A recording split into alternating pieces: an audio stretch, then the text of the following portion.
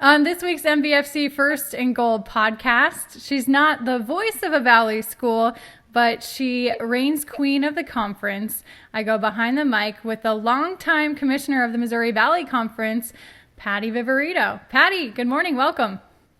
Well, that's a wonderful welcome. I've always really cherished my commissioner title, but I guess I wasn't shooting high enough. Queen, that has a nice ring to it. Yeah, definitely.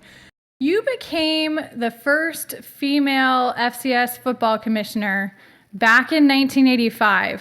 Do you consider yourself a pioneer for women in college football and athletic administration? I'd like to think that I sort of blazed a trail, and if that means pioneering, then I'll take that label. I'd wear it proudly. It was kind of fun, the notoriety of being the first, and but I have to tell you, it's a lot more fun to have a lot more women in the room these days. I bet. Take me through a typical week in your job as commissioner of the conference, if there is such a thing. I was going to say the wonderful thing about this job is that typical is sort of not the word to define what I get to do. Lord knows I've been doing it a long time. So if it were typical and routine, I would have probably been bored to death long ago.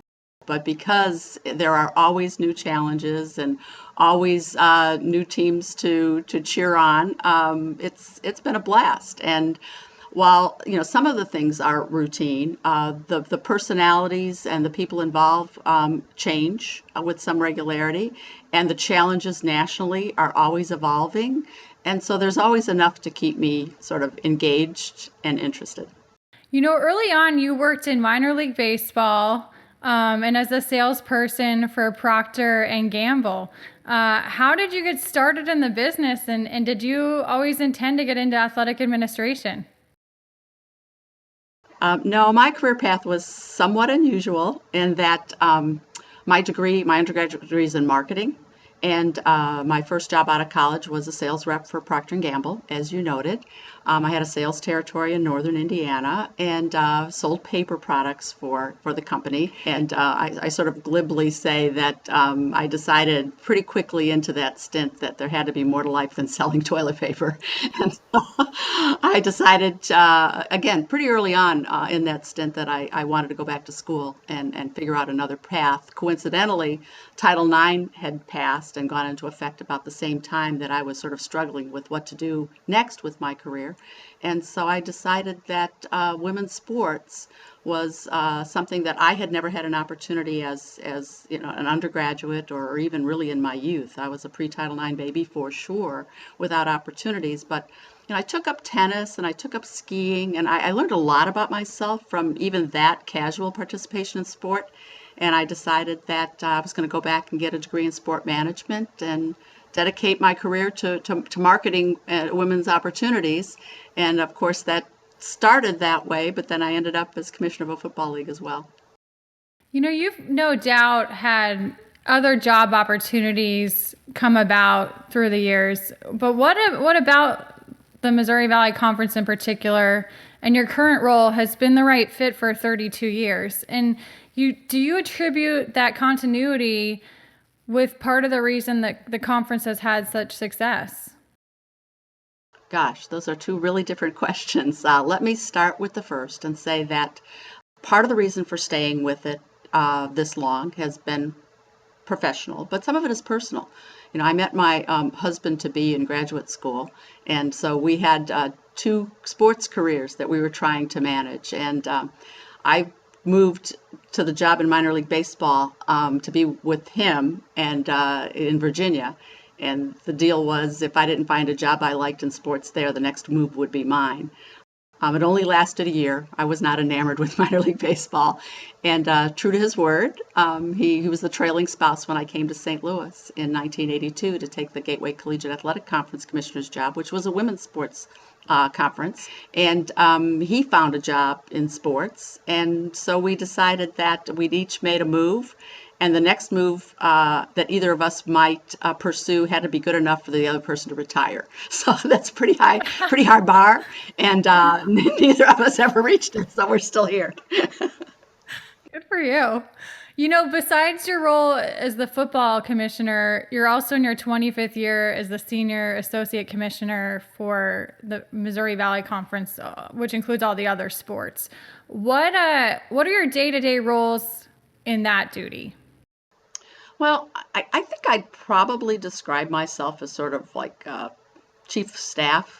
I do a lot with, managing the staff and the championships. I certainly stay plugged into the national issues.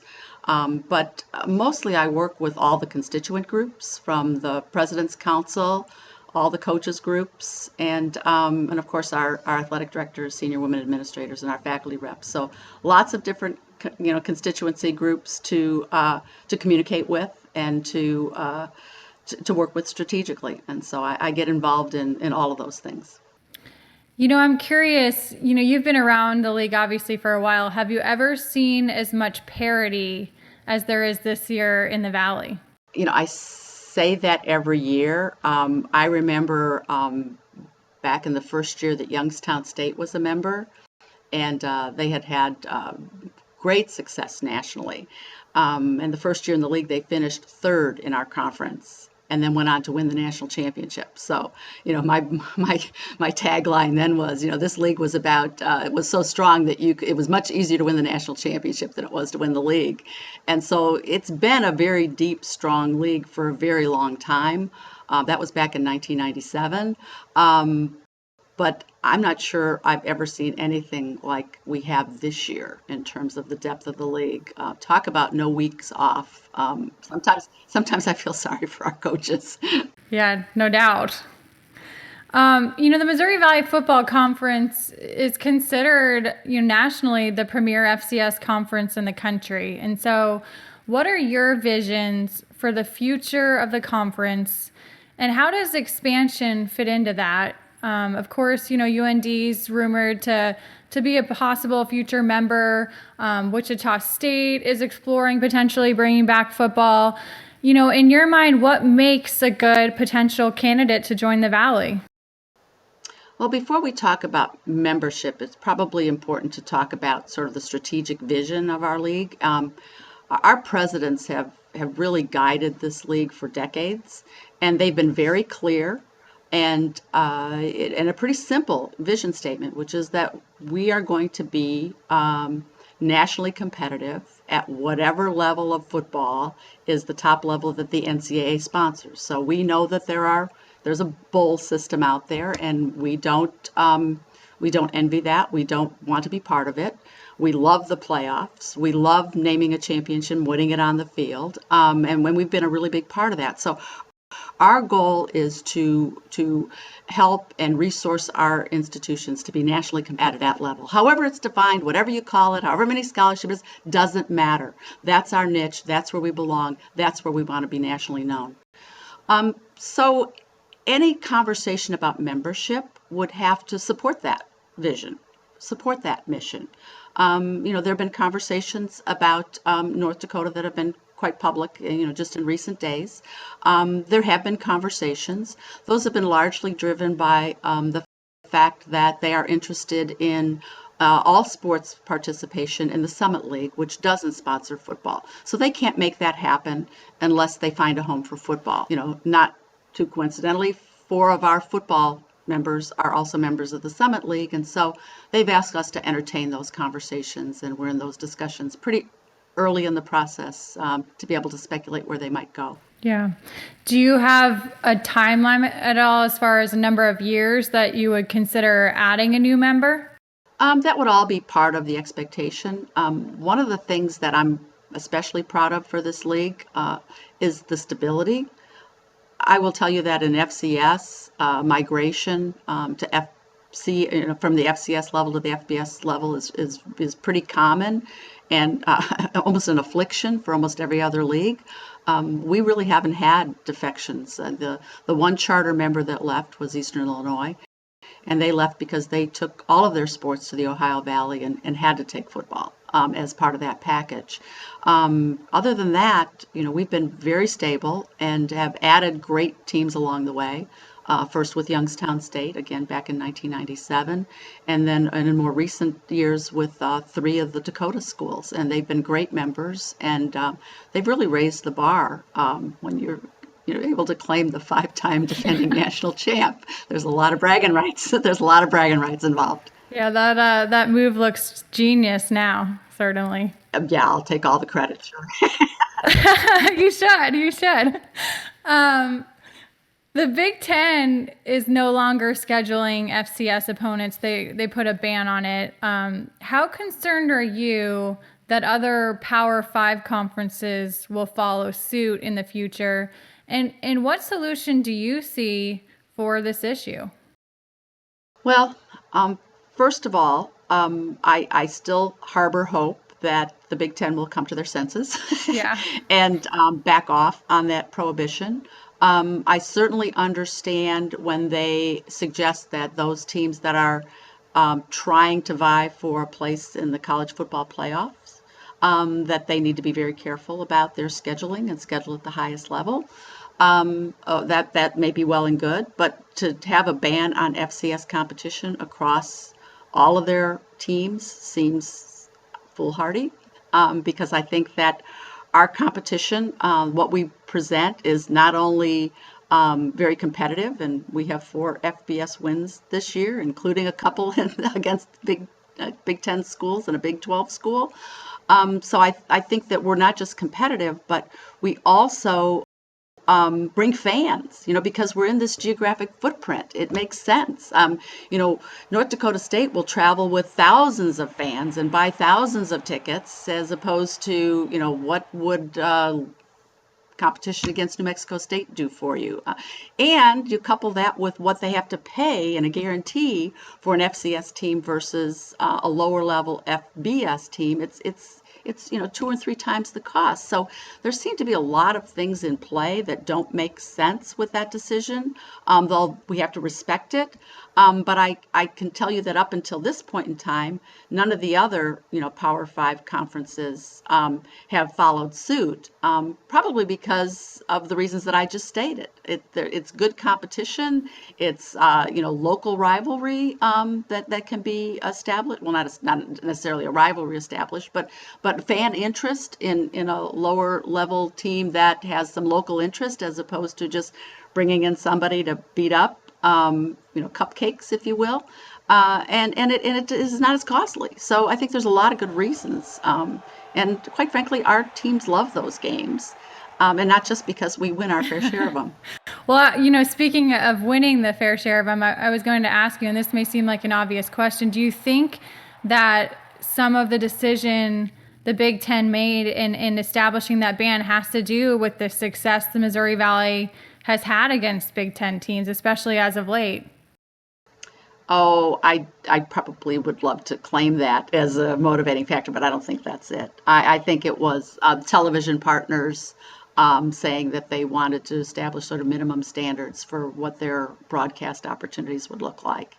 And not all FBS FCS matchups are created equal. And I happen to think that we put a wonderful team on the field that is a worthy opponent in any week against any opponent. But again, at this point in time, the Big Ten has chosen to go in a different direction, and we'll respect that. And again, hope that they'll reconsider it in the not too distant future.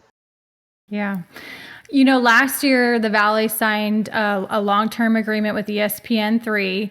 And how would you evaluate that partnership between the Valley and ESPN3 so far, as well as how do you feel like it's helping the Valley reach and expand their audience?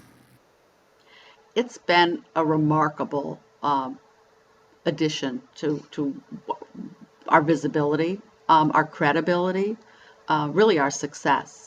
The fact that we are able to have all of our games broadcast on ESPN3, it's easy to find. The games are easy to find. They are very, very well produced, and it's global. I mean, anybody can find us, and they can find each and every game. which is remarkable. No other league at our level can claim that. There are a lot of leagues at the FBS level that can't claim that. That every single game is broadcast one place and you can find it anytime, any weekend. Yeah, it's been a really remarkable opportunity for us, and one that we cherish. What's the feedback you guys in the Valley office have gotten from fans so far? It's been very well received. I will tell you that as recently as 3 to 5 years ago, if we would have brought a proposal to the athletic directors that said we want to put all of our games on ESPN3, they would have scoffed. That wasn't real TV. It's a real testament to the speed of technology taking root that we've gone from scoffing to embracing in a very short period of time. And so I'm sure that there are folks out there, fans out there that may struggle the first time to figure out how to get their ESPN Watch app to work. But once you do, and if you're fortunate enough to have Apple TV and you're able to watch it on your big screen TV, not just on your computer or your iPad or your iPhone, it makes a big difference. Again, technology has really taken root and it's become really standard. It's the way millennials for sure take in games, and we really don't find it an obstacle to any of our fans, young and old. Well, and I can tell you as a broadcaster too, it's a great service when you're doing games to be able to watch opposing teams, that are coming to play, just to kind of see what they do. So I'm pretty obsessive about it. I usually have 2 or 3 different games that I'm watching and flipping back and forth if they're concurrent. This past weekend, for the first time, I went to the Big Ten Command Center and their war room and watched all the games from there. And so not only were we watching and tracking all the Missouri Valley Football Conference games, we were tracking Big Ten and Mid-American games as well. It was kind of fun. that's awesome. My conversation with Patty continues shortly, but if you're enjoying this edition of the MVFC First and Goal, check out all the Lineup Media Group podcasts featuring all your favorite sports, including plenty of non-sports podcasts too.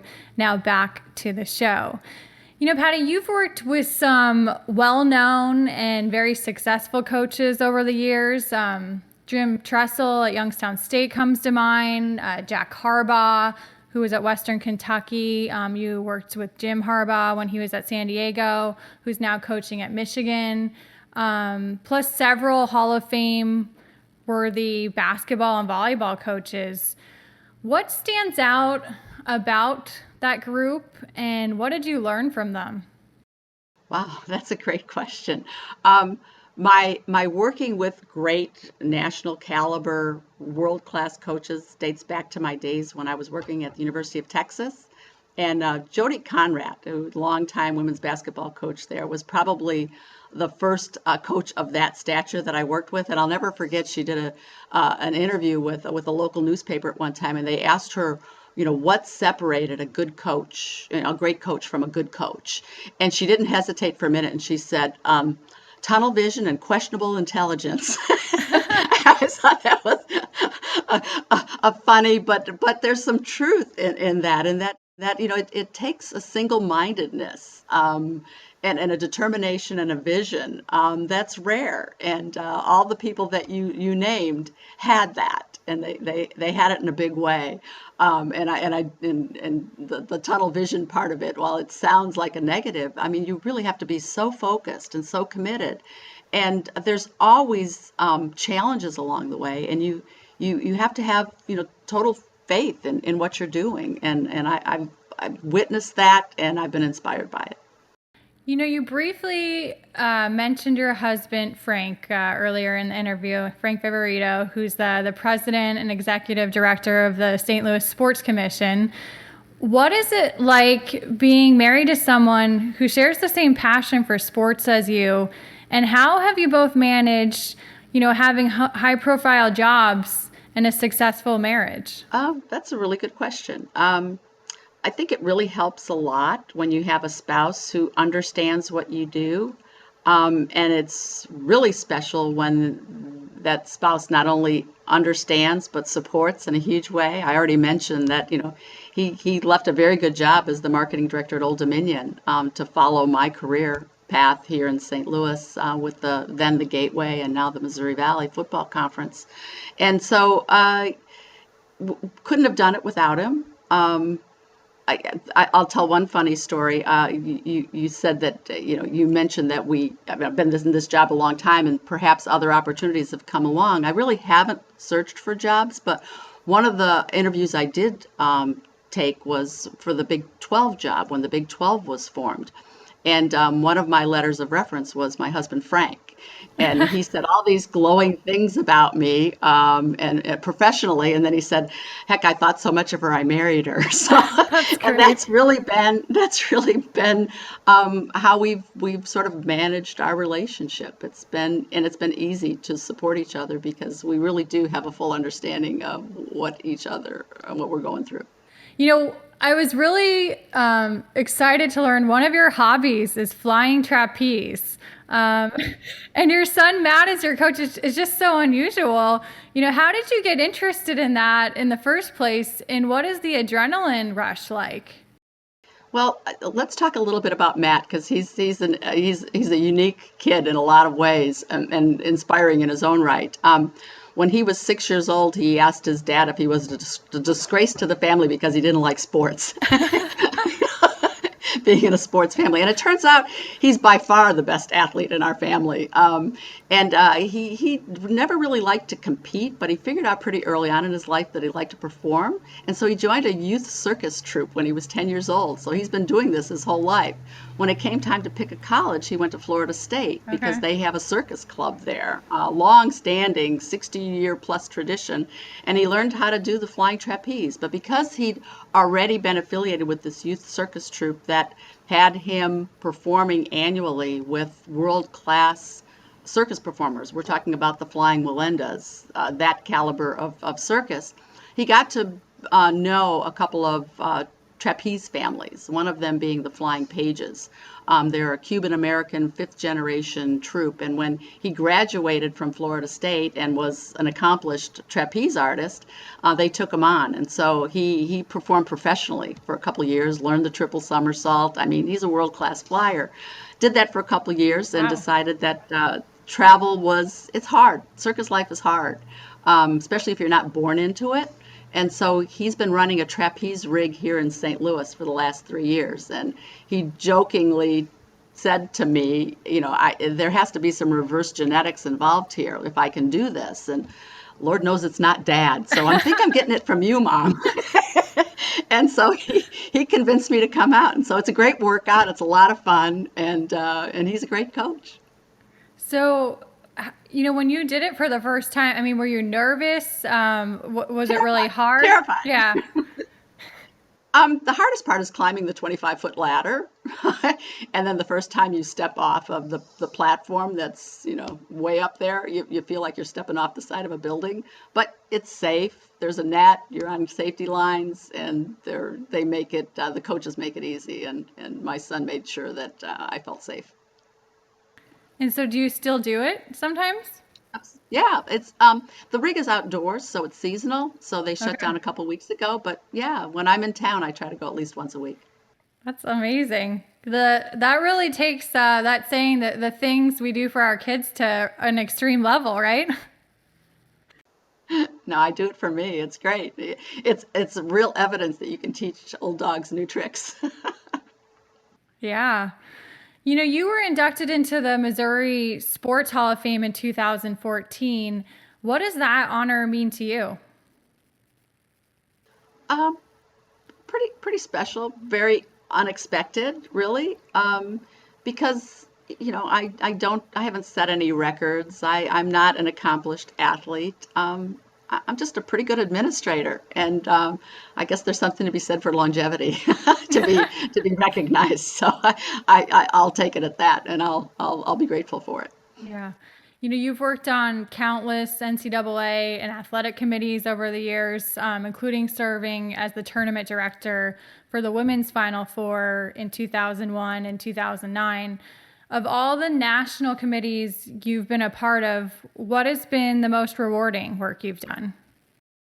I've really enjoyed all of the opportunities that have given me an opportunity to interact like across subdivisions and with different positions. So when I'm able to work with, not just fellow athletic administrators or commissioners, but with presidents and coaches, and that's been really challenging and fun.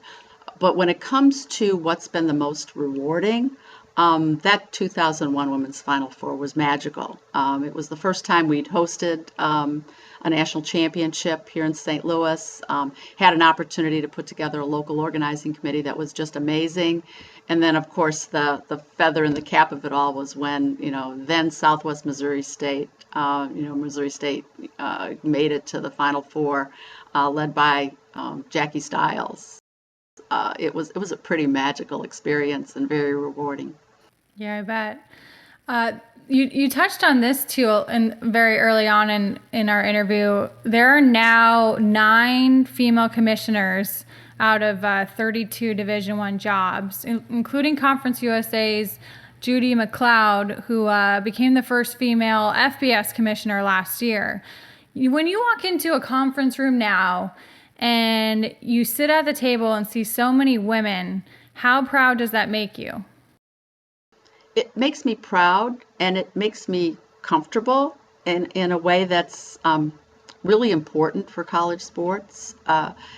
Having diversity at the table, it changes the conversation in a really important way, and I've been witness to that. I think that my voice in the room early on was important. My participation was sort of symbolic, and now to see, especially in the FCS commissioners room, where it's about 50-50, and we have minorities represent. I mean, it's a very diverse group, and I think we do good work when we have that diversity in the room. And again, I see evidence of it every time I meet with my peers. Where do you feel like progress still needs to be made? Oh, that's another good question. I think the challenge is maintaining focus on why we're all in this business, and it's for the student athlete experience.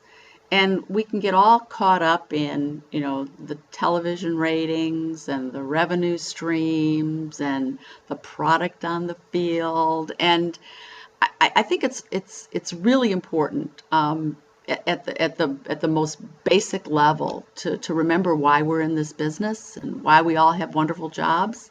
And it's to create really meaningful student athlete experiences so that they succeed. Again, both on the field and off the field. That's always been part of our mission, and it's something that we start every meeting with. We bring out our mission statement and say this is why we do what we do. But sometimes it's easy to get distracted, and we just need to avoid that. What is something that is on your sports bucket list that you would still like to do? Wow. I think I'd like to go to Wimbledon. Not as a player. Yeah. I figured you meant as a fan. That opportunity has passed me by, but I think I'd like to go there to witness it. I think it'd be fun. Yeah. Have you always been really interested in tennis? No, I didn't take it up until I graduated from college. I was looking for some way to get connected to the community. I was, like I said, I was a sales rep for Procter and Gamble. My office, my headquarters was in Chicago, but I was living in South Bend, Indiana, and so I took up tennis as a way to meet people. Turned out that I loved it, and again, it was the inspiration for me getting a sport management degree and being devoted to this career. Patty, is there anything that I haven't asked you that you would like to share? Now, I've watched enough of these podcasts that I should know that was coming, and I should have some clever, oh, you should ask me about this, but I don't. No worries. Well, like what you heard from Patty Viverito on our MVFC First and Goal podcast, check out the many other podcast offerings from Lineup Media Group, including You're on the Clock with Matt Geiger, which talks fantasy football and the NFL draft. Head to lineupmedia.fm for more info or to subscribe. Patty, this was a lot of fun. It was neat to get to know you better. And, I also just wanted to take a second to thank you for all you have done for women in sports out there. I know a lot of the opportunities that I am getting today are because of women like you that, kind of showed the way and were pioneers in the field. Well, that's very generous. Thank you. And Kelly, you make us proud every time you get on camera. Thank you so much. Well, hopefully I will see you soon. And otherwise, have a great week. Thank you. Wish us well in the playoffs. I will. I'm excited to see how many teams the Valley gets in this year.